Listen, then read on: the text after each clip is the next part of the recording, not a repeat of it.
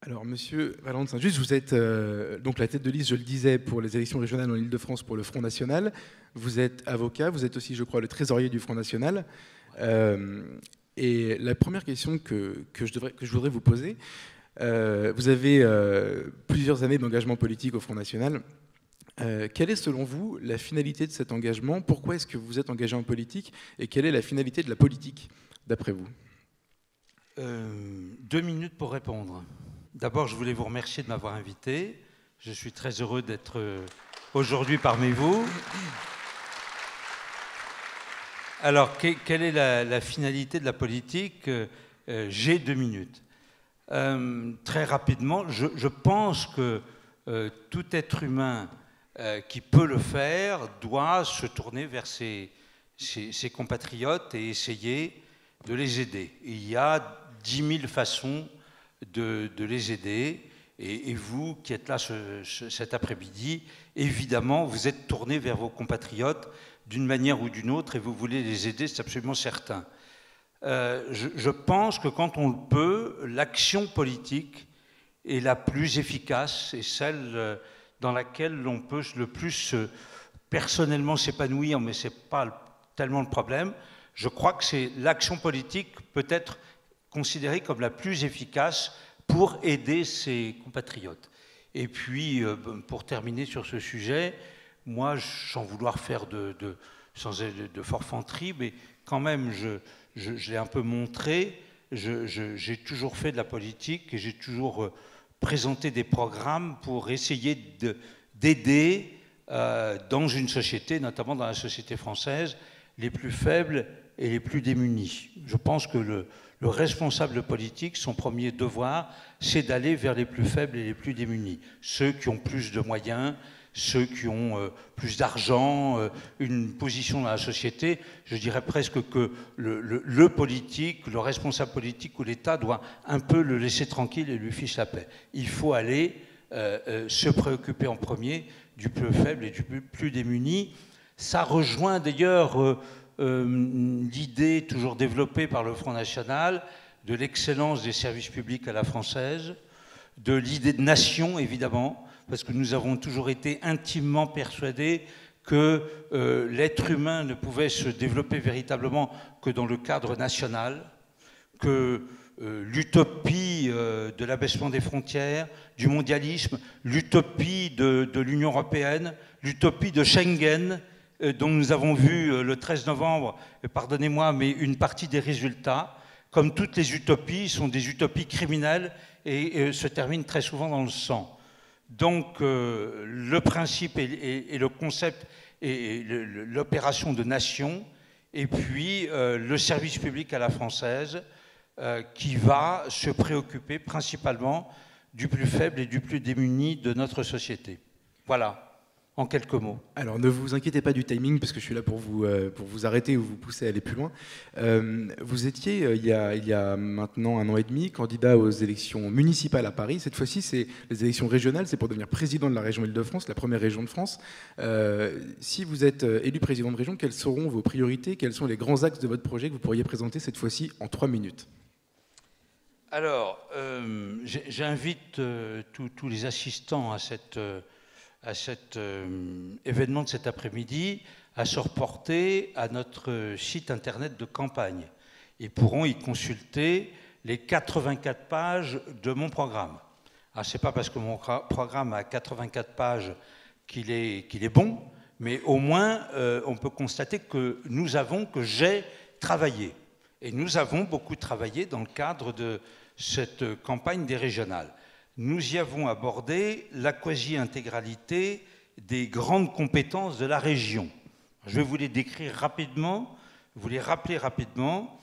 L'action économique, le logement, les questions de sécurité, les questions de santé, de transport évidemment, les lycées, la maintenance et les constructions des lycées, la formation professionnelle et l'apprentissage et les questions d'environnement.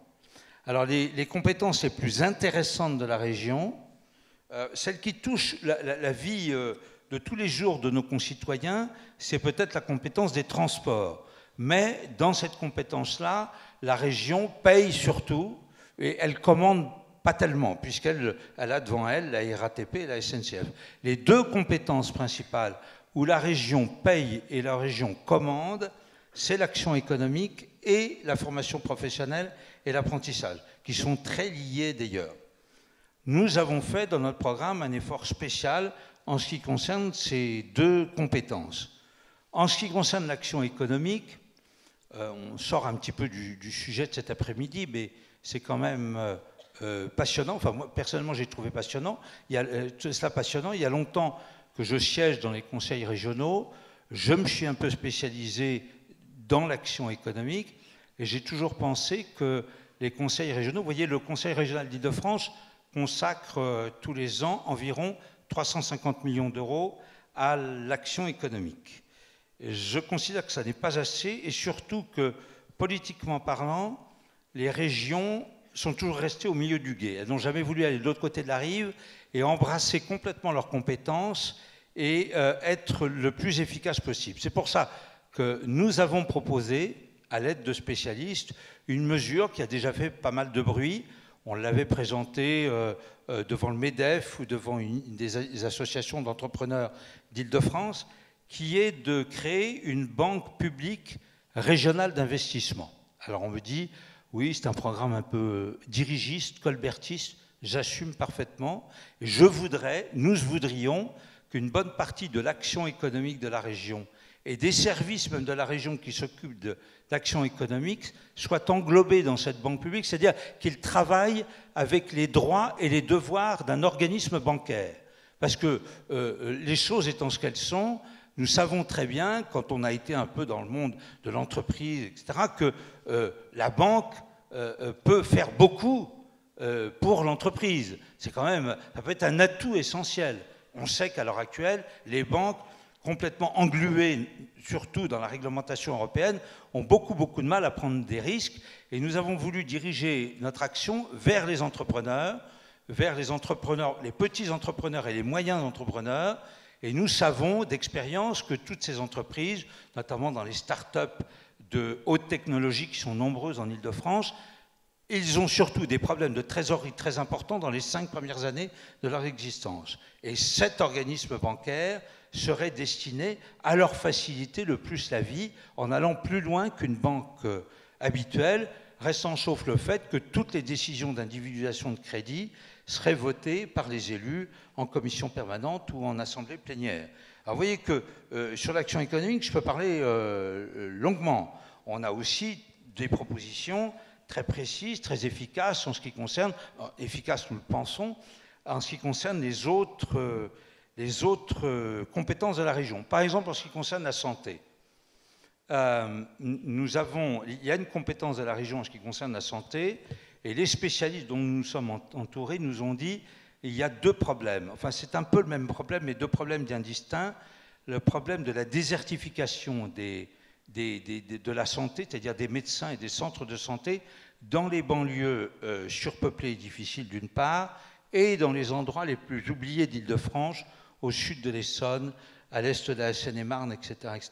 La région peut essayer de pallier cela et de créer des centres de santé dans ces banlieues surpeuplées et difficiles et des centres de santé mobiles avec des médecins et même des spécialistes dans les endroits les plus reculés d'Île-de-France où, là encore une fois, et je reviens à ce que je disais au début de mes explications, les gens qui n'ont pas de moyens, les gens handicapés, les gens seuls, qui n'ont pas beaucoup de possibilités de transport, ont énormément de mal à avoir recours à un médecin, surtout à un médecin spécialiste. C'est pour vous dire, monsieur, que dans ce programme, nous avons été très loin en ce qui concerne les propositions pratiques.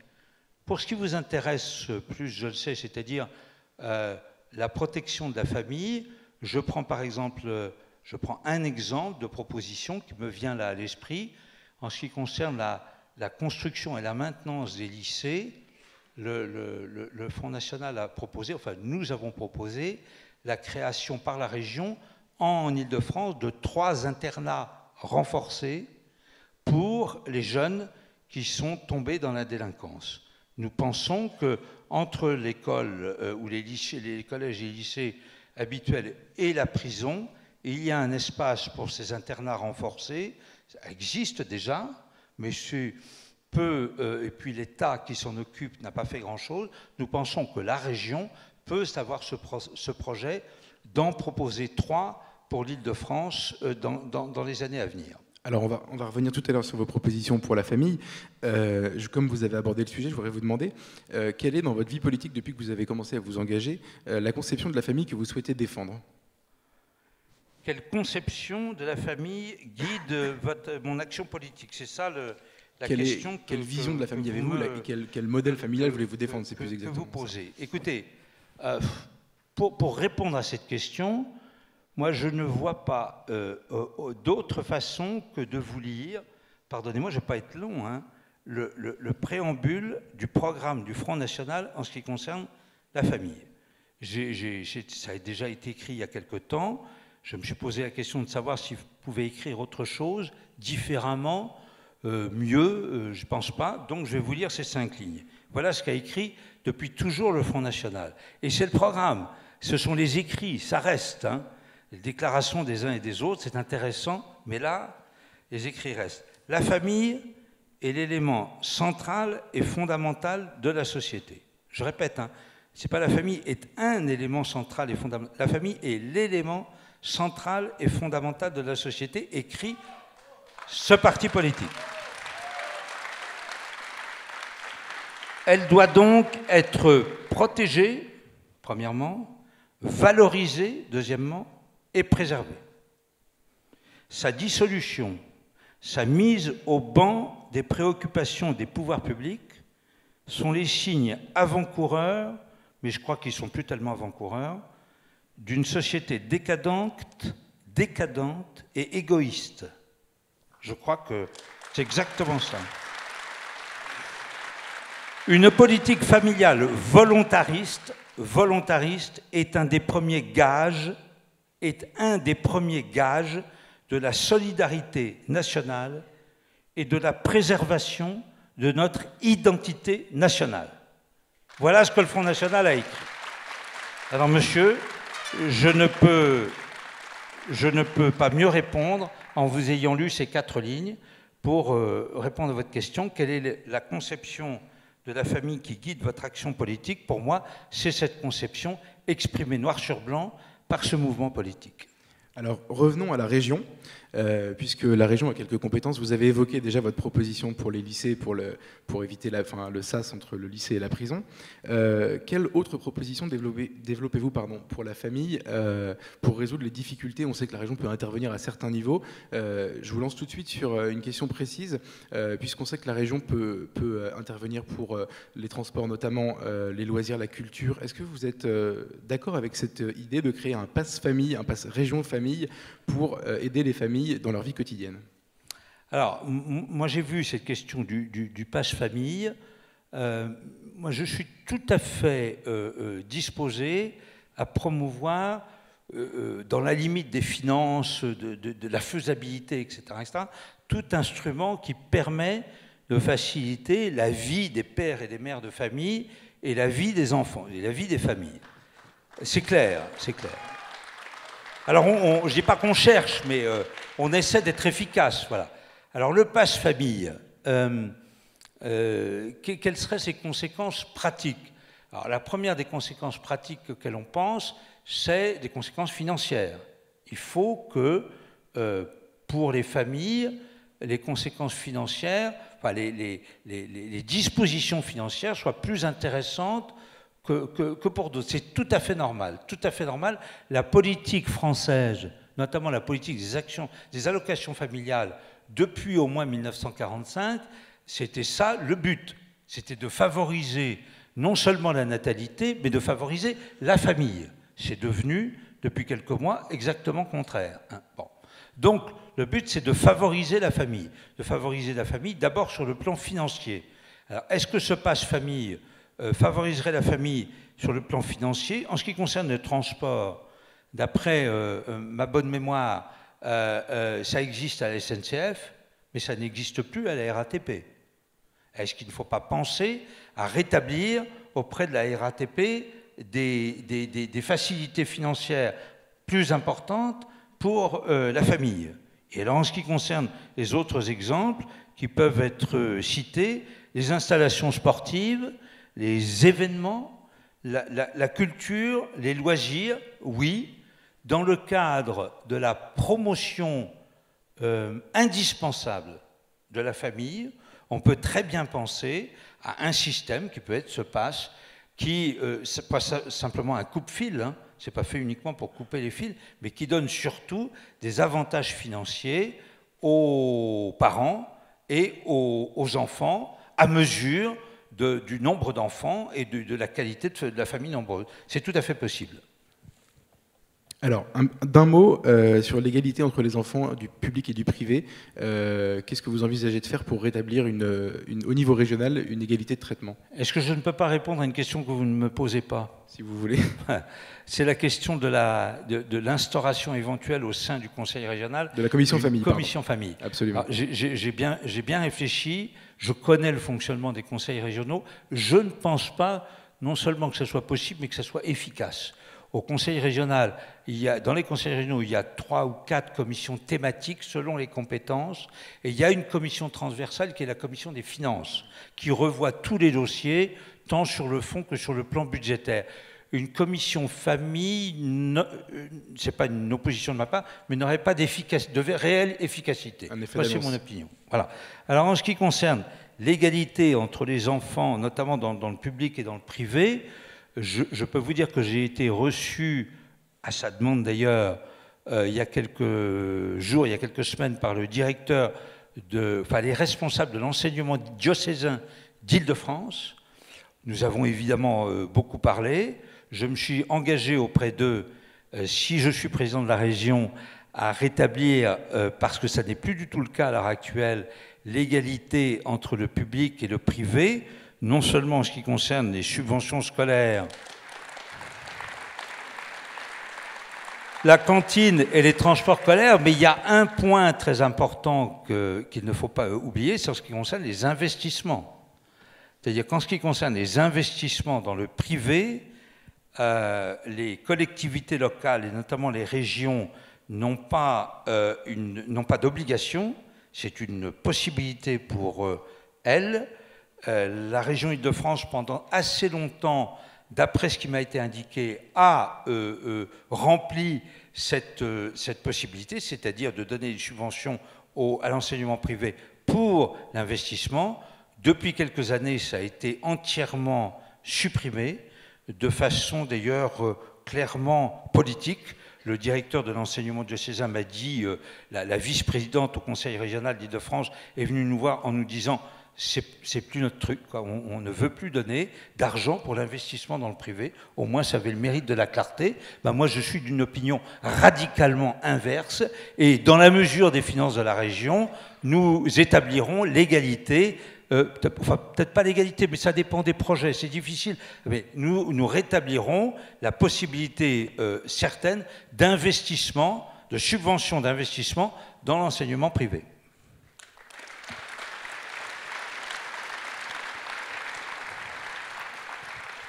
Alors, une autre question qui concerne les compétences régionales, et je vais vous dire, c'est un peu étonnant, c'est surprenant de vous la poser aujourd'hui, puisqu'on l'a posée à tous les candidats qu'on a vus, et depuis hier, elle est extrêmement polémique, cette question, c'est la question des subventions, puisque vous avez peut-être suivi qu'il y a 15 jours à Marseille, Marion Maréchal Le Pen a proposé de supprimer la subvention au planning familial en région PACA, et entre-temps, Louis Alliot a dit qu'il était d'accord avec elle, et la presse, évidemment, s'est insurgée. Alors, la question de ces subventions, on sait que les conseils régionaux en sont friands. Sur quels critères les accorderiez-vous ? Et évidemment, est-ce que vous êtes d'accord, enfin, je sais que ça fait débat un peu au Front National, sur quelle position êtes-vous par rapport au planning familial, puisque c'est l'actualité ? Sur quels critères est-ce que j'accorderais ? Enfin, j'accorderais l'Assemblée...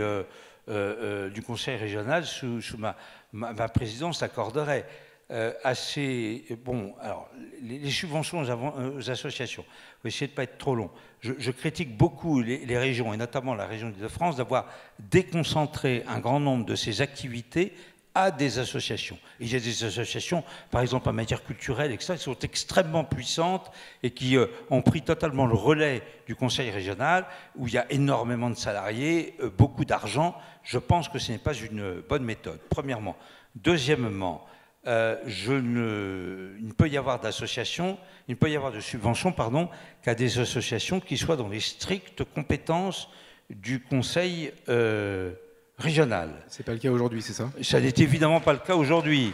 Il y a, je ne sais pas si je l'ai là, mais il y a une liste des associations auxquelles le conseil régional a donné des subventions depuis plusieurs années. Alors, ou bien on est totalement effondré quand on lit les titres et les objets de ces associations, ou alors on peut être aussi écroulé de rire. Enfin, ce n'est pas le sujet aujourd'hui, mais franchement, c'est un véritable scandale. Alors, et il faut aussi, je pense, dans le cadre d'une collectivité territoriale comme le conseil régional, être amené à ne pas donner des subventions à des associations qui sont, comment est-ce que je peux m'exprimer, totalement clivantes et totalement polémiques. Par exemple, celles qui viennent vous voir pour dire ben, nous allons promouvoir, nous sommes une association qui veut promouvoir la théorie du genre, et donc on voudrait de l'argent. Non, aujourd'hui, dans notre société, il n'en est pas question.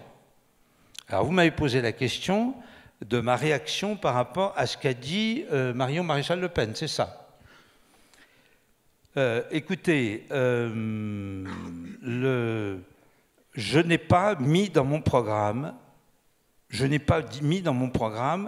l'éventualité de suppression de ces subventions à cette association qu'on appelle le planning familial. Je n'ai pas été jusque-là dans mon programme, et je l'ai d'ailleurs dit plusieurs fois, qu'il n'était pas question d'un programme comme celui-là de prendre des associations les unes après les autres pour regarder celles qui vont être subventionnées ou pas. Mais, si vous voulez, puisque vous me posez la question, je vais être franc, je suis depuis le début d'ailleurs, mais je voudrais être un petit peu complet avec vous. Dans le cadre de la campagne des régionales et dans le cadre de l'exercice d'un mandat régional, les questions de l'avortement et de la contraception, je ne vois pas pourquoi on en parlerait. Voilà, premièrement. Deuxièmement, je sais que ce sont des préoccupations qui ne sont plus, à l'heure actuelle, les préoccupations de nos compatriotes. Les préoccupations de nos compatriotes sont autres. Quand on a une étude d'opinion d'il y a 2 jours qui nous disent, dans le cadre de la campagne, les préoccupations de nos compatriotes sont, même dans le cadre de la campagne, les attentats du 13 novembre, ensuite l'action économique, après les transports, ben moi je vais vous dire ce que j'ai vraiment sur le cœur. Un responsable politique, je ne parle pas d'autres personnes, hein, je parle de responsable politique qui fait une campagne électorale a comme devoir uniquement de s'attacher à ce qui est, à aujourd'hui, les véritables préoccupations de ses compatriotes. Je sais, je suis désolé, enfin, je ne suis pas désolé, je le dis comme je le pense, je le sais, je sais que d'abord c'est mon devoir de les déterminer, je les ai déterminés, et j'ai considéré que dans le cadre de cette campagne électorale et en 2015, il n'y avait pas lieu de parler des questions qui ont été abordées par Marion Maréchal Le Pen. Voilà quelle est ma réponse. Je résume votre propos sur les associations pour finir sur ce sujet. Vous avez parlé des associations clivantes, c'est donc des motifs idéologiques assez affirmés. Vous avez évoqué la théorie du genre, mais d'autres aussi. Souvent on dit que ce sont des associations proches de la gauche. C'est ce à quoi vous voulez mettre fin. Exactement. Merci. Exactement. Alors, en ce qui concerne, par exemple, les questions d'avortement, de contraception, moi j'ai toujours considéré qu'elles étaient du ressort de la puissance publique, de l'État, de tout le système de santé de l'État. Il y a des associations qui s'en occupent. Est-ce qu'il y a besoin que ces associations s'en occupent? Est-ce qu'il y a besoin de subventions? On examinera cela, mais encore une fois, pour répondre à votre question qui est d'exprimer mon avis sur ce qu'a dit Marion Maréchal Le Pen, je viens de vous donner ma réponse. J'ai été très clair. Je vais vous laisser le mot de la fin, Valorant Saint-Just. Je rappelle que vous êtes la tête de liste du Front National. Le mot de la fin ? Le mot de la fin pour vous, parce que les gens sont là quand même pour vous écouter. Donc, non, mais c'est vous le patron. Hein. Et vous êtes trop gentil. Vous avez donc quelques minutes pour conclure et vous adressez non pas à moi, mais aux familles et aux gens qui sont venus vous écouter aujourd'hui. Quel est le message que vous souhaitez leur délivrer ? Je sais que vous êtes, vous, particulièrement préoccupé par les questions familiales et par la situation de la famille, la position de la famille, l'avenir de la famille. Je ne peux que reconnaître là le fait que vous ayez ces préoccupations, qui sont des préoccupations extraordinairement importantes, parce que je vous répète qu'en exergue, le Front National a écrit ceci, la famille est l'élément central et fondamental de notre société. Donc, toute mon action politique passée, pas toute, mais une grande partie de mon action politique passée a été dirigée vers cet élément central et fondamental. Puis, en fait, on sait très bien que tout se tient. Les questions d'immigration, les questions de poids de l'islam, les questions de sécurité, les questions de l'action économique, du chômage, du niveau de vie, tout se tient et tout est relié finalement à l'existence et à l'avenir de la famille. C'est clair. Donc une bonne partie de mon action a évidemment été dirigée dans ce sens. Dans le cadre de mon mandat au Conseil régional, évidemment nous aurons toujours cet élément central et fondamental dans l'esprit. Ce que je veux faire passer comme message, c'est que je pense fermement que, encore une fois, je vous l'ai dit, tout se tient. On ne peut pas, dans une action politique, privilégier. Il faut tout prendre en considération dans le cadre dans le but de faire vivre ceux qui habitent notre pays de la façon la plus harmonieuse possible. Je vous prie de croire et de considérer que finalement, je l'ai là, évidemment, je n'ai pas pu vous le dire, finalement, c'est le Front National qui a autant de soucis de la politique familiale et qui a un programme aussi complet et aussi déterminé en faveur de la famille. Lui seul. D'ailleurs, sur un point qui nous a quand même toujours beaucoup intéressé et agité, qui est aussi un point central et fondamental en ce qui concerne l'avenir de la famille, en ce qui concerne le mariage pour tous, le Front National est le seul mouvement politique en tant que tel à avoir, depuis le départ, et encore maintenant, et je le pense toujours, prôné l'abrogation pure et simple de la loi Taubira. Je vous remercie.